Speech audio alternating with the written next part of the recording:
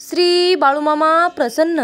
नमस्कार भक्तांनो, तुमच्या सर्वांच्या सर्व चांगल्या इच्छा बाळूमामा पूर्ण करोत आणि तुम्हाला हसत खेळत सुखात आनंदात ठेवोत, हीच बाळूमामा चरणी प्रार्थना. भक्तांनो, आजच्या व्हिडिओमध्ये आपण बाळूमामांचा भयानक, अंगावर शहारे आणणारा आणि डोळ्यामध्ये पाणी आणणारा असा अनुभव पाहणार आहोत.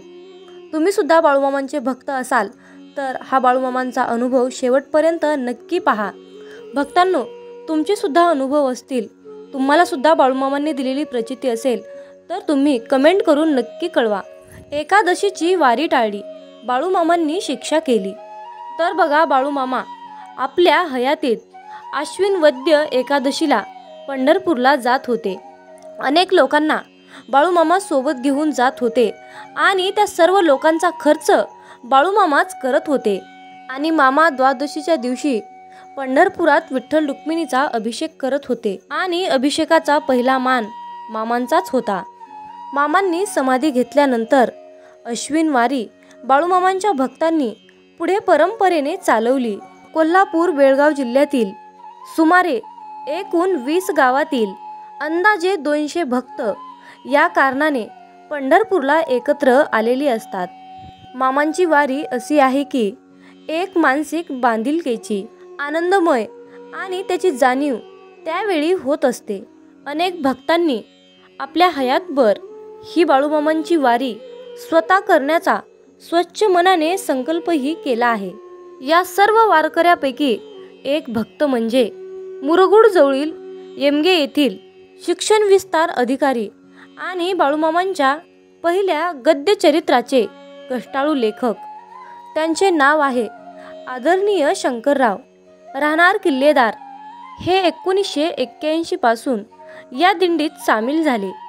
सुरुवातीची पहिली 3 वर्ष ते सलगपणे पंढरपूरला गेले, परंतु 1984 साली कागल पंचायत समितीमध्ये काम करीत असताना ऑक्टोबर महिन्यामध्येच त्यांच्याकडे BDOच्या पदाची त्यांच्याकडे जास्त जबाबदारी आली.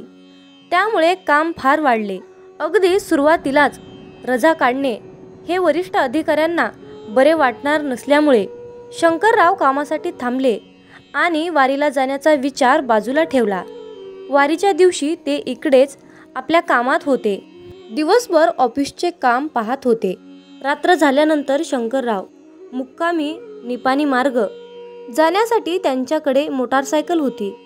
त्यांच्यासह त्यांच्यासोबत त्यांचा मुलगा संजय कुमार होता. रात्रीच्या वेळी ते आपल्या गावाजवळ आले. दोन्ही बाजूला शेतात उंच ऊस होता. जमीन काळीभोर होती आणि रस्ता सुद्धा डांबरी काळाभोर होता. अंधारही पडलेला होता. समोरून काळ्या बैलाची जोडी असलेली एक बैलगाडी समोरून येत होती. त्या बैलगाडीचा आवाज फारसा मोठा नव्हता, शिवाय मोटरसायकलच्या आवाजात त्या बैलगाडीचा आवाज येणेही अशक्य होते. आपल्या मुलाशी बोलत बोलत शंकरराव गाडी चालवत असल्यामुळे त्यांना समोरून येणाऱ्या बैलगाडीची अजिबात जाणीव झाली नाही. काही कळण्यापूर्वीच ती मोटरसायकल बैलगाडीच्या जुवावर गेली. मध्याला असणाऱ्या बोलाला म्हणजेच टेकूला मोटारसायकलचे हँडल आदळले.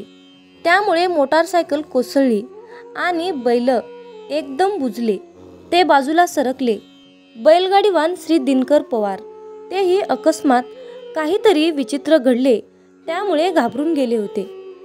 सगळीकडे अंधारच अंधार दिसत होता. रस्त्यामध्ये कोणीच वाटसरू नव्हते. अपघाताचा खूप मोठा आवाज झाला. शंकररावांना किरकोळही काहीच लागले नव्हते. त्यांच्या मुलालाही अजिबात इजा झाली नव्हती. अपघाताचा आवाज ऐकून बाजूच्या एका घरातून श्री दौलू पाटील कंदील घेऊन बाहेर धावत आले. कंदीलच्या प्रकाशात सर्व दिसू लागले. मोटारसायकलचीही मोडतोड अजिबात झाली नव्हती आणि बैलांनाही कसल्याही प्रकारचा त्रास झाला नव्हता आणि बैलगाडीचेही काही तुटले किंवा मोडले नव्हते. एवढी मोठी धडक बसूनही सर्वजण सुरक्षित असल्याचे आढळून आले. शंकररावांची मती गुंग झाली. त्या दिवशी ते अखंड ऑफिसच्या कामात देहाने गुंतलेले होते, परंतु त्यांच्या मनामध्ये एक विचार चालू होता की आज मी मामांच्या वारीला गेलो नाही, मी आज मामांची वारी चुकवली या जाणीवेवर त्यांचा जीव नकळतपणे अडकलेला होता. तुकोबारायांनी म्हटल्याप्रमाणे त्यांचा देह कागल परिसरात होता आणि मन पांडुरंगाच्या परिसरात होतं. तथापि वारीला जाण्याचे टाळल्यामुळे मामांनी त्याचे प्रायश्चित्त अपघात स्वरूपात दिले हे त्यांना पटले. परंतु मामांनी अधिक कठोर शिक्षा न करता अति सौम्य असे शासन केले याचीही त्यांना जाणीव झाली. ते म्हणतात, मामांनी मला व्रतभंगाबद्दल अद्दल अक्कल घडवली. तेव्हापासून आजपर्यंत शंकरराव आश्विन वारीचा आपला नियम मोठ्या श्रद्धेने, मनोभावाने, परंपरेने पुढे चालवितात. मामांच्या आशीर्वादाने त्यांची तब्येत आणि त्यांचा प्रपंच अतिशय सुखसमाधानाने आणि ठीक आहे. उर्वरित आयुष्य ईश्वर चिंतनात आणि बाळूमामांच्या सेवेत जावे अशी त्यांची तीव्र इच्छा आहे.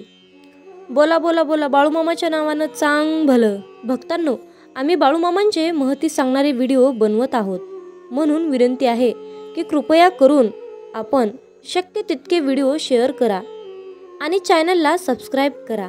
मग बोला बोला बाळूमामाच्या नावानं चांग भलं.